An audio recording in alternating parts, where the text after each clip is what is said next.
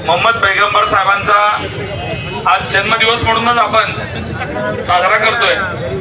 मुस्लिम समाजामध्ये या दिवसाचं हे खूप महत्त्वाचं पवित्र दिवस म्हणून, पाक दिवस म्हणून या दिवसाकडे बघितलं जात आहे। ज्या पद्धतीनं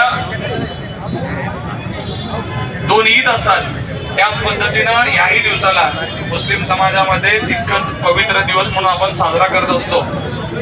आणि आजचा दिवस कशा पद्धतीनं साजरा केला पाहिजे तर मोहम्मद पैगंबरांनी जी शिकवण घालून दिली की आपल्या शेजारचा कुणी भुक्यासला उपाशी राहणार नाही, अशा माणसाला म्हणजे ते संस्कार घेऊन, तो विचार घेऊन समीरभाई सातत्यानं सामाजिक उपक्रमाच्या माध्यमातून काम करत असतात।